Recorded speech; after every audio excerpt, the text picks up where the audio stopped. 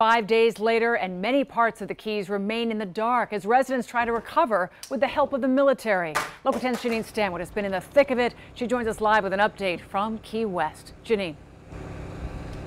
Calvin, Lori, I want to show you something really quickly. I want to show you that every time that these supplies are here, the military is also here guarding it just to make sure that it is secure. The relief efforts continue, the search and rescue continues, and as you said, Duval Street is a ghost town.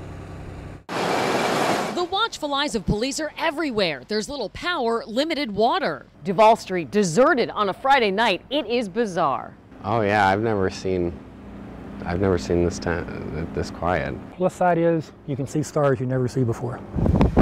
Earlier this day and 30 miles away in Big Pine Key, the once lush landscape is brown, and there's fear some could still be in these splintered houses. There you go. Once we're done there, we'll cross over to Avenue B. So this day, we're riding along with members of Urban Search and Rescue Florida Task Force 2 inside Big Pine, where it was hardest hit.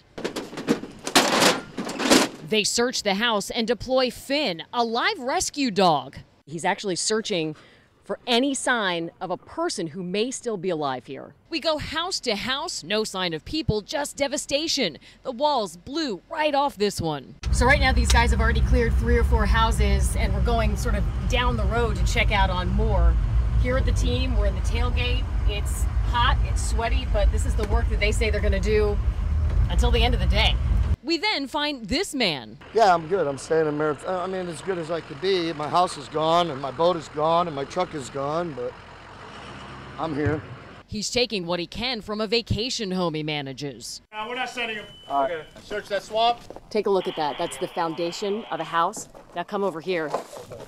Look at that. That's the rest of the house, flattened. But then, one sign of hope. Look, there's one right there in the back of this abandoned house. The team tells us they've encountered 1 dead and 1 injured key deer, but these 2, walking through the rubble, are alive and well. Love to see those key deer. Right now you can see that there is plenty of water for people here in Key West, but the big question is, when can the rest of the people who evacuated the lower Keys come back? Emergency managers estimate that only 10% of the people living in the lower Keys actually stayed.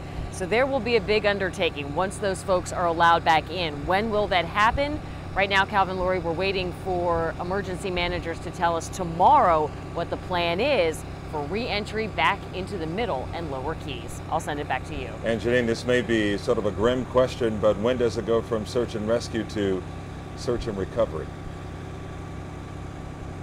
It is, I think, both, Calvin. And of course, as you know, as the days go on, the hope that possibly somebody who was missing turning up alive becomes less and less likely. But at this point, because communication had not been so good for the last few days, they still haven't gotten any word. They're still waiting to figure out if there's word from people who say, hey, my aunt or uncle, I haven't heard from them. And then, you know, of course, the search and rescue folks going in. So I think at this point, they're going to search as long as they can, because as you saw, they have those dogs who are there to look for signs of life, not bodies.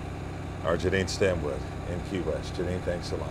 Governor Rick Scott visited the Emergency Operations Center in Marathon today, addressing some of the issues Monroe County is still dealing with after Irma. Emergency and recovery officials told our governor that the middle and lower Keys infrastructure is simply not in place yet to let residents back in, and it would disrupt their recovery efforts.